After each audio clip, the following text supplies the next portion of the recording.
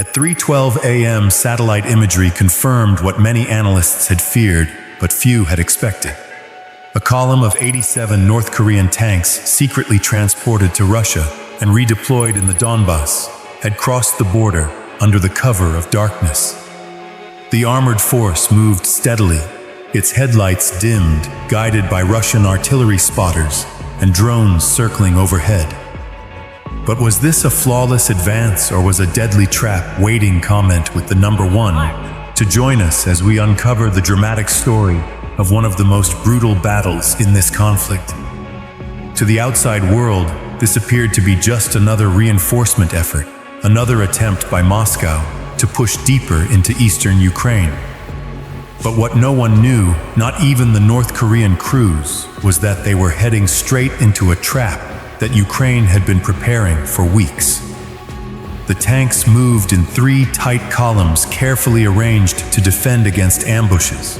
Russian artillery units occasionally fired shells ahead of the formation, clearing the path of any obstacles. Reconnaissance drones swept over the roads, searching for signs of enemy movement. Everything about the advance was disciplined, cautious, and deliberate. However, from the perspective of the tank crews, the road ahead was eerily quiet. Villages that usually had faint lights were now dark. Roads that once showed signs of life were empty. Windows were boarded up, barns were abandoned, and the fields were silent. It felt less like advancing into a contested zone and more like rolling through a ghost land. At 3:18 a.m., the armored columns entered a narrow valley with fields surrounded by tree lines and small hills. The Russian commanders believed this route was safe, having been scouted beforehand.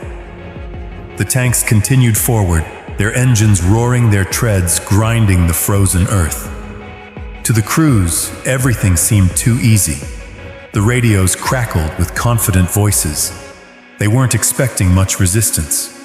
What they didn't realize was that Ukraine had mapped this area, measuring every curve, every choke point, every blind spot. For weeks, reconnaissance drones and special forces had studied the terrain. This valley was not empty. It was a kill zone. At 3:21 a.m., the lead column triggered the first set of buried mines. A horrific explosion tore through the first tank, flipping it onto its side. A second blast immediately followed, destroying an armored personnel carrier and scattering its crew across the road. Chaos erupted instantly. Tank crews panicked, radios crackled with frantic exchanges, and the entire column ground to a halt as thick smoke filled the air. The path ahead was blocked, and the way back was cut off. In a matter of seconds, the seemingly quiet valley had become a death trap. Ukraine had laid mine corridors along the advance routes, ensuring that once the first vehicle was hit, a retreat would be nearly impossible. Tanks tried to maneuver around the wreckage, only to hit secondary charges hidden in the ground. Fireballs erupted in succession, illuminating the night sky. The illusion of a safe advance was shattered. Then came the silence, the pause before the annihilation. The Ukrainian forces, observing the battlefield, had everything locked in. The coordinates were preset. The drones were already airborne, circling above, marking every target with infrared beams. The artillery crews sat silently on the edge of the battle, their hands on the triggers, awaiting the single command that would unleash the storm. The tanks, trapped and burning in the valley, had nowhere to go. At 3:27 a.m., the Ukrainian commander gave the order his troops had been waiting for. Fire at will. Within seconds, the night exploded. Artillery batteries, silent until now, opened fire with terrifying precision. The first salvos slammed directly into the halted columns of tanks, tearing through armored plating and supply vehicles. The valley lit up with flashes of orange and white as explosions echoed across the fields. From the ridges, HIMARS rockets streaked into the sky, each guided by preset GPS coordinates. They rained down with surgical precision, striking command vehicles and ammunition carriers in the center of the formation. Supply trucks carrying fuel erupted into massive fireballs, sending shockwaves through the valley. Entire sections of the column were engulfed in flames within minutes. tank crews tried to reverse to break formation, but the roads were blocked by burning wreckage. Above, drones circled silently, their cameras feeding live coordinates to Ukrainian gunners. Drones circled high, marking targets with infrared lasers, while others flew lower, dropping small precision munitions on exposed armored vehicles. Every movement, every attempt to maneuver was tracked and punished. Tanks that tried to turn onto side roads found themselves trapped again as artillery adjusted instantly. This was a coordinated attack, designed not just to inflict damage but to annihilate completely. By 3:30 a.m., the valley had been transformed into a furnace of fire and steel. The once confident columns now lay in ruins, smoke billowing as more artillery rounds rained down. Ukrainian units rotated their fire to maintain constant pressure. One battery would fire, another would reload, and a third would prepare its missiles.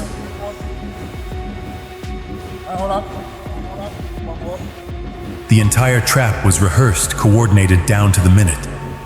The tanks, once symbols of power, were now just burning silhouettes in the flames. The air was filled with chaos. The explosions deafened the surviving crews inside their vehicles. Some tried to bail out only to be cut down by shrapnel or drone strikes. The radios screamed with desperate calls for help, but Russian artillery couldn't respond effectively. Every time they attempted to provide covering fire, counter-battery radar pinpointed their positions, and Ukrainian artillery retaliated. At 3:32 a.m., air support arrived. Ukrainian Bayer drones joined the assault, swooping low to drop laser-guided bombs on tanks that were still trying to move. Engines caught fire. Turrets were blown off, and armored hulls cracked open. Russia's short-range air defense systems scrambled to respond, launching missiles into the sky, but electronic jamming blinded them. Targets were missed. Missiles flew erratically, and the drones continued their attacks unhindered. By now, the tank crews realized the scale of the trap. The kill zone wasn't random. It was calculated, deliberate, and inescapable. The narrow valley, the silent ridges, the abandoned villages, it had all been staged to lure them into this slaughterhouse. The once proud armored column of 87 North Korean tanks was being dismantled piece by piece, and every passing minute brought more destruction. 3:35 a.m., the Ukrainian artillery shifted its fire again. This time it was to seal the valley's exits. Shells rained down behind the column, blocking any retreat, while other batteries focused on the front, cutting off any chance of a breakthrough. The tanks were trapped in a box of fire with artillery on all sides and drones circling above. Commanders on the ground had all but lost control. Some tanks tried to push through the wreckage, their engines' roaring treads grinding over the burning debris below. But each attempt was met with precise fire, a missile to the engine compartment, or a shell that airburst directly overhead. The crews who had survived the initial ambush were running out of options. Fuel was burning. Ammunition was cooking off inside the vehicles, and morale collapsed. By 3:40 a.m., the once mighty armored column was a graveyard of smoldering hulks glowing in the night. Ukraine's trap was tightening, but the battle wasn't over. The survivors were desperate, and a counterattack was forming.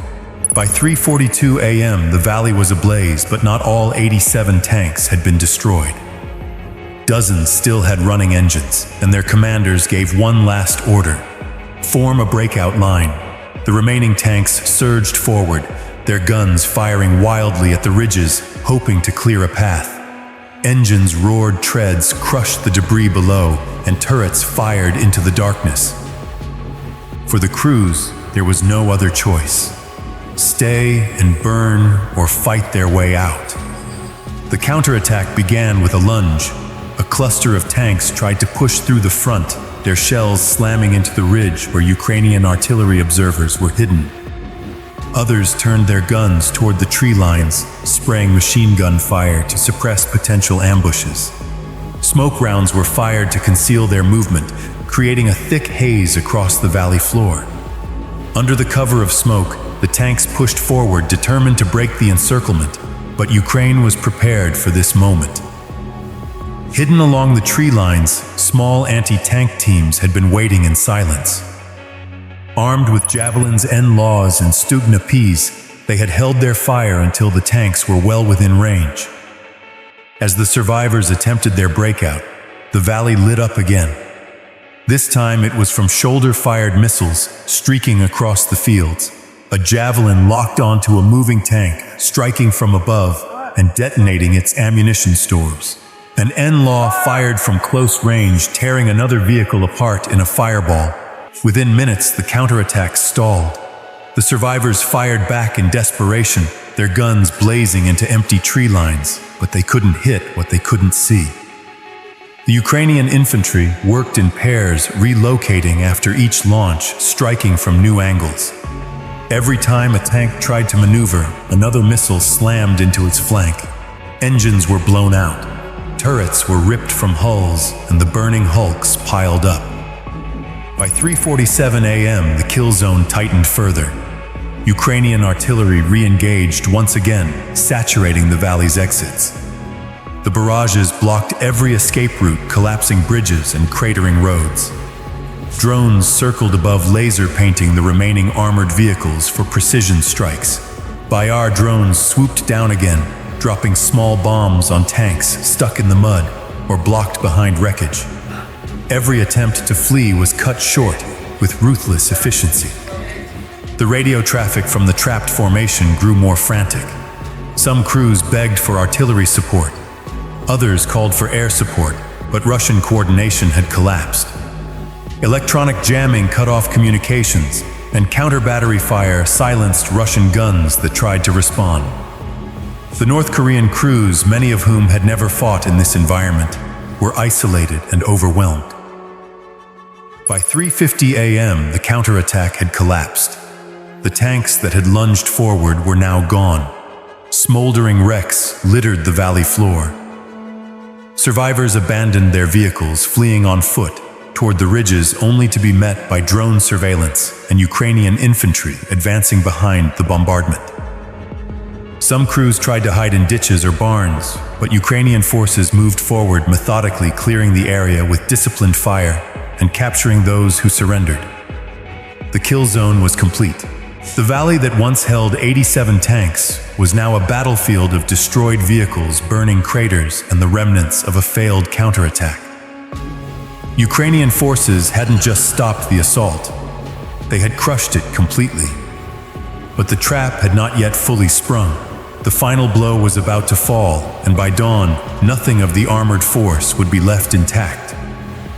By 4:10 a.m., the sounds of battle had changed. The violent thunder of artillery and the roar of rockets slowed, replaced by the hiss of fires spreading throughout the valley.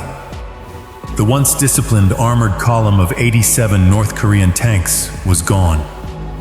Over 60 vehicles lay destroyed or abandoned, their twisted hulks glowing in the dim night.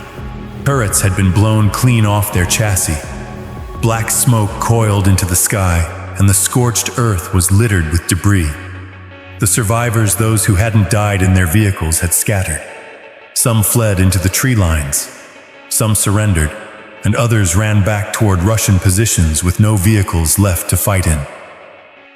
Ukrainian artillery struck again, this time targeting both ends of the valley to collapse the final escape routes. Craters peppered the exits while drones swooped in to finish off vehicles that were still burning, but not yet destroyed. Any tank with a running engine was hit again until it was immobilized. Infantry advanced cautiously, clearing the battlefield sector by sector.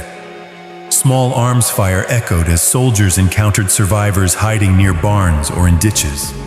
Dozens were captured, their weapons thrown down in surrender. The entire battlefield now belonged to Ukraine. By 4:30 a.m., drone footage confirmed the devastation. The once formidable armored brigade was now nothing but wreckage. Over 60 tanks were confirmed destroyed. Another 15 were disabled and abandoned, and the rest were scattered beyond recovery. Ukrainian engineers moved in quickly, checking for survivors and securing captured vehicles. Russian attempts to send in reinforcements failed. Artillery blocked the approach routes. and counter-battery fire silenced Russian guns. The battlefield belonged to Ukraine. As dawn broke, the scale of the ambush became clear. The valley floor was a steel graveyard. Smoke rose from burning fuel, dark plumes marking where the tanks had died. The silence was broken only by the crackle of fires and the rumble of Ukrainian recovery vehicles moving in. Soldiers walked past the shattered hulks, carefully avoiding unexploded ordnance and smoldering debris. The kill zone had worked exactly as planned. A textbook ambush executed with precision. By morning, Ukraine officially declared the destruction of the North Korean armored force. Commanders confirmed the entire formation had been wiped out in a matter of hours. Satellite images backed the claim, showing the valley filled with burned-out wrecks. Videos captured by drones and posted online went viral worldwide, showing the explosions lighting up the night and tanks being destroyed in succession. The footage was a shock to both Moscow and Pyongyang. For Ukraine, this was more than a battlefield victory. It was a political and psychological blow. The message was clear.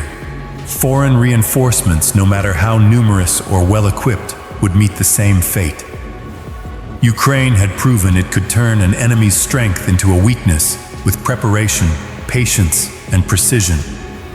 For Russia, the loss was a humiliation. For North Korea, it was a warning that sending hardware or crews into the fight would have devastating consequences. By 6 a.m., the battlefield was declared secure. Ukrainian troops finished clearing the valley, placing demolition charges to destroy tanks that couldn't be recovered. The entire area was locked down, denying Russian forces any chance to salvage equipment. The scale of the destruction was undeniable. An armored force erased in a single night. The message resonated far beyond the battlefield. Ukraine didn't just stop an armored push. They had annihilated it. For Moscow and Pyongyang, the signal was unmistakable. Try it once and there won't be a second time. Ukraine's perfect ambush, where 87 North Korean tanks were wiped out in just a few hours. A victory not only on the battlefield, but also a powerful psychological blow, sending a clear message to Moscow and Pyongyang. Leave a comment below and let us know your thoughts. Do you think Ukraine will continue to use tactics like this to stop future attacks? Share your opinions, hit the like button, and subscribe to the channel so you don't miss the next hot combat analysis. See you in the next video.